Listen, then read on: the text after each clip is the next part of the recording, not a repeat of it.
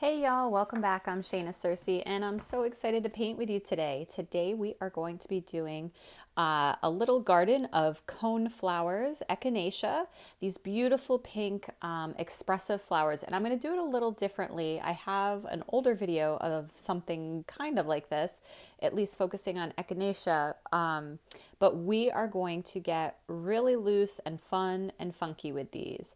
In previous videos, and there's a million ways you can teach any particular subject or content matter in watercolor or any other painting. This one, we are going to have really expressive colors and leaves and petals on our flower, and they're not going to be very uniform or illustrative. They are going to be a lot of fun. So grab your supplies and let's get started. I'll go over what I'm using. The paper that I have here is actually a Fabriano. It's 100% cotton. I am using my core paint as usual, so my palette of core paints, and I'll primarily be using Quinacridone Magenta, Sap Green, and probably either Diarylide Yellow with my, I'll use that. I'll use Diarylide Yellow and some Payne's Gray. So just 4 colors, super simple. 2 brushes. I have my size 6 silver black velvet. Any round size 6 or thereabouts would be great. A size 8, a size 10. And then I'm using a size 1, more of a detailed brush where I'm going to be adding in tiny little fine details at the very end. So let's get started. So the shape of, or the beginning of the coneflower, we're going to start with the center. And the shape of the center is very simple. It is a gumdrop shape. Okay, so if you know what a gumdrop looks like, you know what this looks like. So it's rounded at the top, flat at the bottom. So I'm going to take some Diarylide Yellow. I'm going to mix in some Quinacridone Magenta to make this beautiful orangey color. I want it to be a little more yellow than orange. Now, if you have a convenience orange already on hand, like I have, I can't remember the name of this orange, but I have an orange here. I think it's transparent pyrrole. Yeah, so transparent pyrrole orange I have here. This is another big, bright, beautiful orange, but I made an orange over here. All right, so I'm going to so I'm working in a landscape instead of portrait or square style.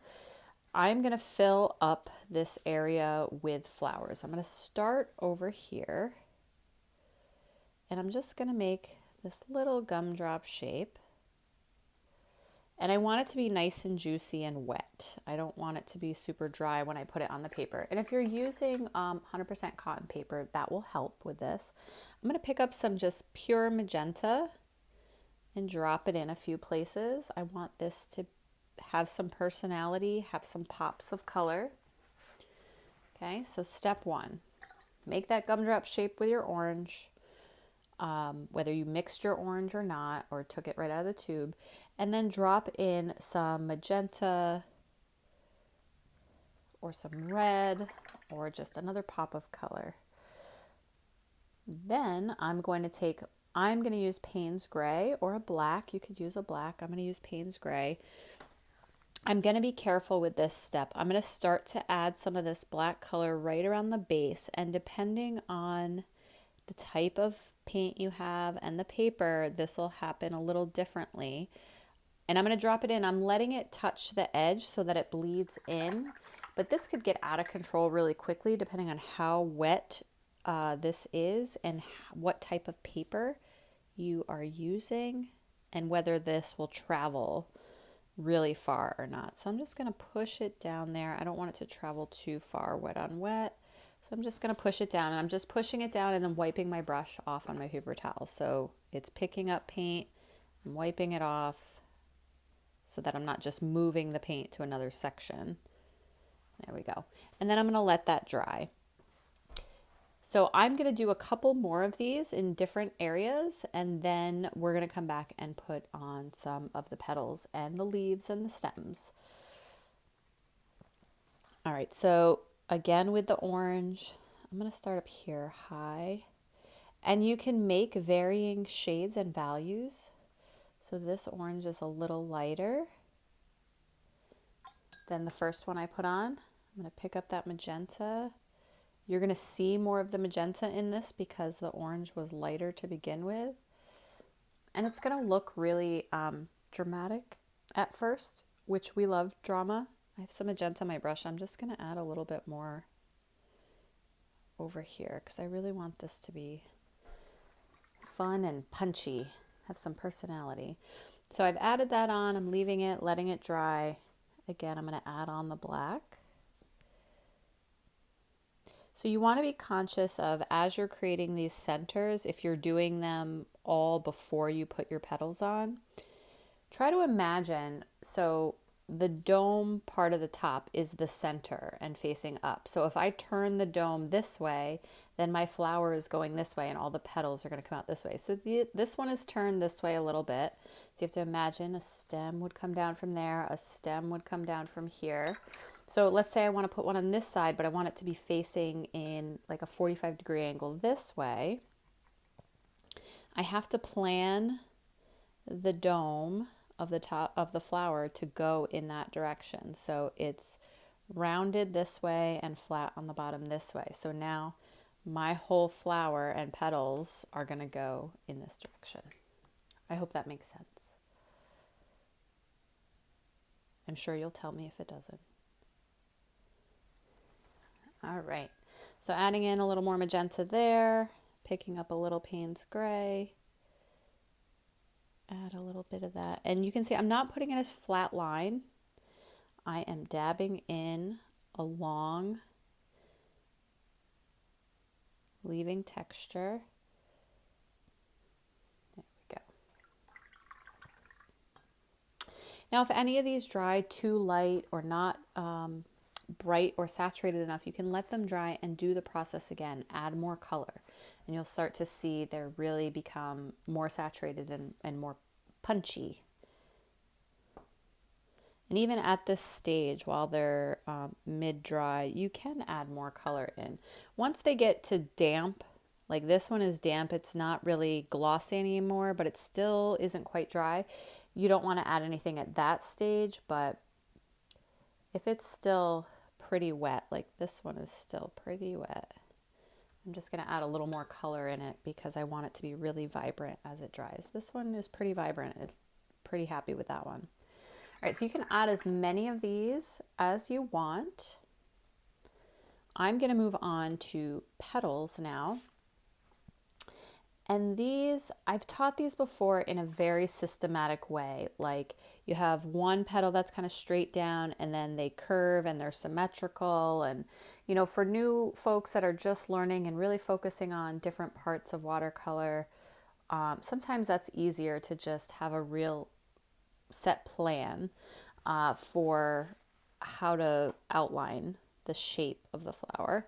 But we're going to go a little crazy here. I'm going to use darker colors than I usually use. So I'm using my Quinacridone Magenta. And now my petal, I'm going to start on the tip of my brush. Let's see, I'm going to start with this one because this one's dry. I am going to come down and I am going to wiggle it around a little bit because I really want it to have kind of a funky shape. And now, and then as I'm wiggling it and pulling it, I'm picking it up. I'm releasing some of the pressure. And as we go around the back of the flower, the petals get shorter and shorter. So you can see super long, about a third or 2/3 of this length, and then about half here. So as they go behind the flower and away from us, they start to get shorter and we see less of the petal. They overlap a little bit.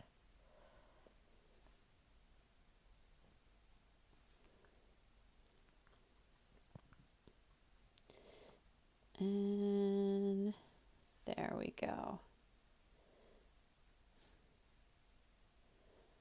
And then I'm just going to go back with some yellow actually. I'm just going to drop it in to some spots on these petals. You're not going to see yellow, but what you will see is orange because the yellow and the magenta are going to mix to kind of have an orangish tint to it. So that's it for those petals. I'm going to let them dry and then I'll come back later. But you can see how they're super funky. They don't droop as much as the ones that I've done before, but I just really like this really vibrant, fun, and punchy style for these flowers. Now, if you want, you can paint them very rounded at the end, and you could go around and like have a nice patterned, you know, this one gets a little bit shorter, but I'm not going to do that. I'm going to create these fun, they've got a lot of movement in them and energy. Oh, I got this. I have to figure out what to do with that big splotch up there. We'll figure it out later. And then see, I'm making them kind of different shapes. This one's going to droop a little bit. And I think I'm going to come in with a second layer after these dry. This one, okay, I have a gumdrop shape there, but if I want to turn the flower so it's like, instead of on its side, we turn it so it's almost facing us a little bit more, all I'm going to do is change the shape. So I'm going to come in with some of my yellow and magenta. I'm going to change the shape of the center, make it a little bit more rounded. So this is how I'm going to take care of this splotch. I'm just going to flip the whole thing kind of forward facing almost. So this dark area won't just be around the bottom, but around some of the sides. Okay, so now it's almost facing us. You see that? Like we're looking into the center of the flower. It's like on its side coming out towards us. So then we're going to put petals. And this I should let dry a little bit more, but I'm being a rebel. Kind of all the way around, facing us. So we're not just seeing the side of the flower. I'm sure it looks a little funky right now. I'm going to make these a little bit shorter in the back as they're like tilted away a little bit. And again, you don't have to do this all on the first layer. You can spread out your petals and then come in and do a second layer.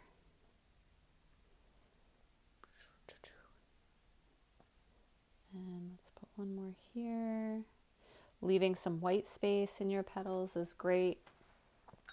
So now you see this one is a little bit more, feels more tilted towards the viewer rather than on its side. Or at least I hope that's how it feels to you guys.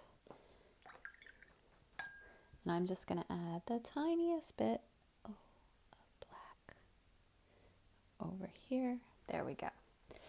All right, lovely. I think that really creates some dynamic interest to this piece, having them not all on their sides. All right, so those are still drying. This one's pretty dry. Let's go in. Let's see what happens when more magenta. I'm just going to add some layers. I'm actually going to make this lighter.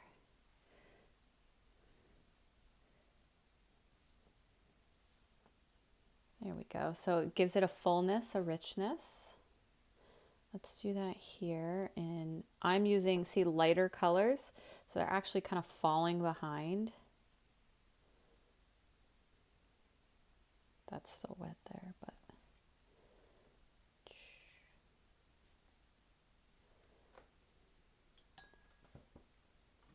There we go. And I'm just going to drop a little bit more color towards the center. Let's make this really kind of dark and saturated here at the center of our petals.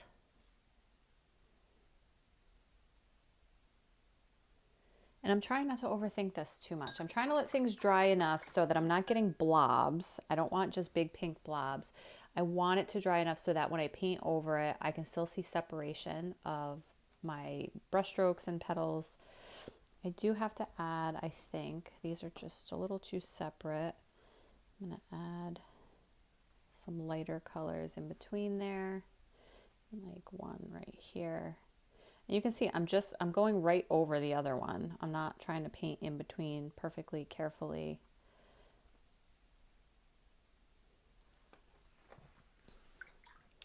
All right, that feels great. Now, let's add some greenery. Sap green. my go-to green for all of my stem and leaf needs. All right, so once you have your green all activated, I'm doing this off camera, I'm so sorry. So I have my nice, beautiful, rich sap green, highly concentrated. So my stems for these, they come from, you want to look at your domed gumdrop shape and look for the center and just follow it down. And then wherever the paper becomes white again, so around petals, just follow that down to the bottom. Okay, super easy. So this one is going in this direction. So my stem is going to have to come this way. So, and this one is actually, you know, more tilted up towards us. So I'm going to go like this.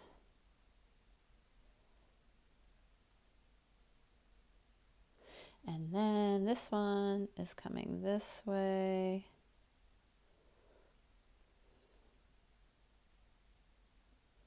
These are pretty substantial stems. They're not tiny little reedy things. And now let's put in lots of other greenery. So my leaves, I'm going to make lots of big, so I'm leaving some white space in them.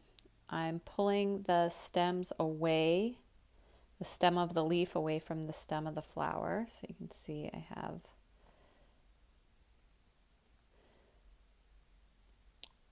and we'll even put like just some grasses in here. So with my leaves, it's push down, pull up, push down, pull up, push down, pull up. And you can make variations of light and dark. So these I can make a lot lighter.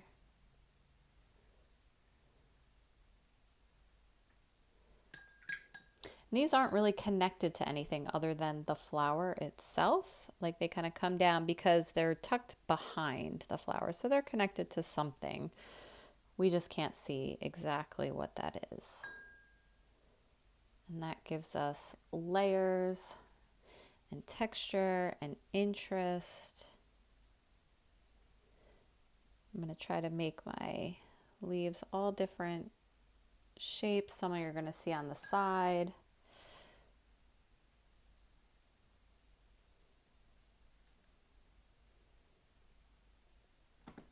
There we go. And then while those continue to dry, sap green, sap green, sap green, lots more of that. I'm going to add, I'm actually introducing another color. Actually, no, I'm going to add a little Payne's gray to this sap green to make an even darker color. So we can play up contrast. Contrast is always fun. I'm going to avoid that because that leaf is wet still.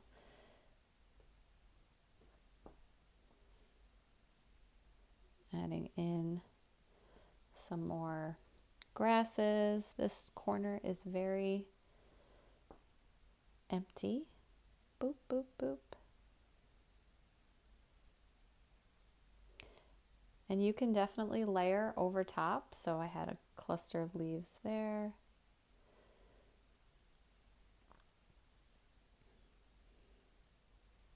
But if you try to layer, look here. So if I could do this again, I would, but I'm not going to worry about it too much. If you try to layer like green over pink, it's not really going to work, especially this dark, dark color. You're going to see transparently right through your paint into whatever was behind it. So that's why we skip over. So if I'm painting a stem, I skip this part where the leaf is so it looks like it's behind. Otherwise, it'll look like we have lots of see-through foliage, which isn't always the look that we're going for.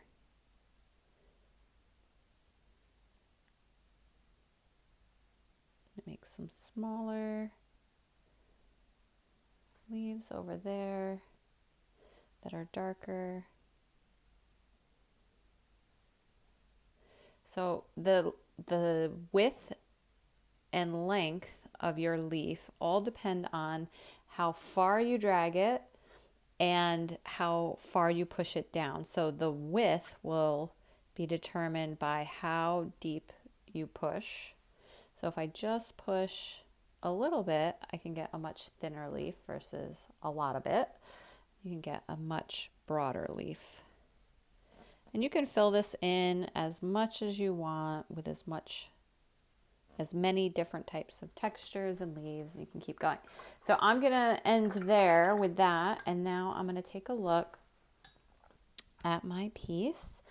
And I think I'm gonna add in one more layer of just a few areas of detail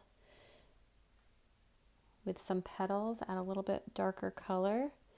I'm going to give this center definitely some more roundness and a little bit more detail black around the edges. It dried a little light for me. And then we're going to splatter. Ooh, we love splatter, don't we? We're going to splatter in some just fun texture. Up here, we have all this white space up here. You could go in and do a really light wash on all of this. So we could just take clean water. My water isn't very clean because you can see it on camera. And just work around your leaves. You would want everything to be really dry for this before you do this. So I work in sections. Just take clean water and then take like a really light green and just drop it in various areas. We're just giving our background a little bit of a texture that's not white, a little bit of substance.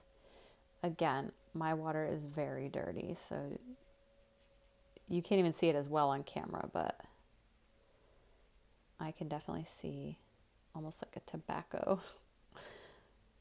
color. All right, and then we'll just drop in some really light bits and bobs of green. And again, this is loose, this is expressive. It doesn't have to be perfect. We can have a little bit of overlap on some edges and not get too worried about it. I'm going to go right over these leaves here. Now you can definitely leave that white background. It was kind of nice, but dropping in some more color.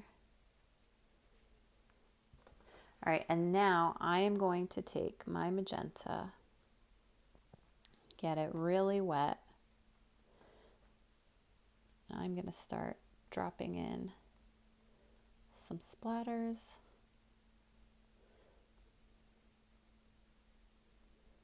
On this wet background. I'm going to let them dissipate and blend out. Definitely going to drop in some green. And you can be directional with your splatters, or you can just go crazy with them.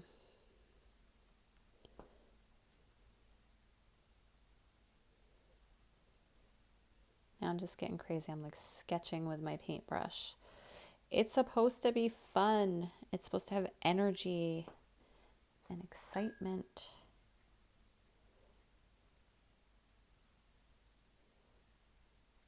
I am going right over some petals here. You can see through them. But this is fun. All right, a little bit more green. I feel like we have to do a little more up here. You can even drop in just water.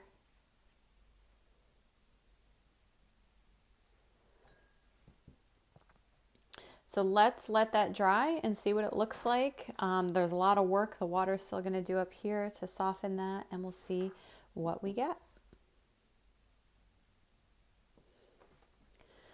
All right, it's looking good. And now our last step, or the last step I'm going to take with this, is going to be adding these fine little, they're not hairs, but like they're fine little something in the center of the flower that come up over the center, and they're these really delicate. So I'm using my size 1 brush here. I'm putting Payne's gray on it, and then I'm making these tiny, tiny, short little strokes.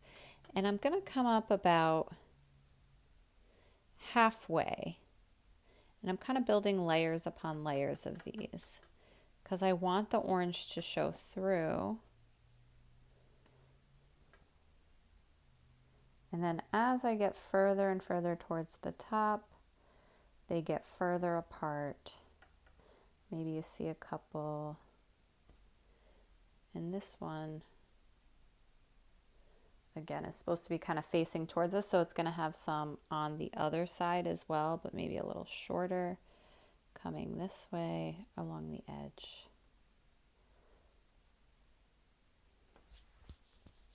And we're going to do that with all of these. Having a really fine-tipped, thin brush will be very helpful with this.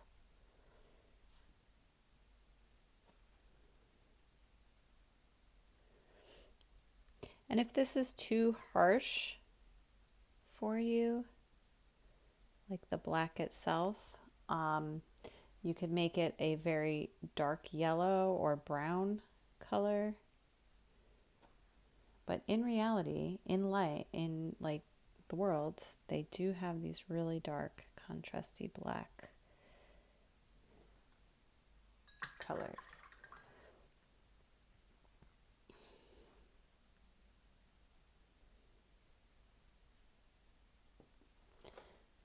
There we go. The only thing I'm going to do is I'm going to take a little yellow. There we are. All right. And I think we're done. Let's take off our tape. Mine is still drying just a little bit, but it's dry enough that I can take off the tape to kind of see those nice crisp borders with our fun wash in the background. So nothing has been left pure white. And how fun was that? These dynamic, exciting, movement, energy-filled cone flowers.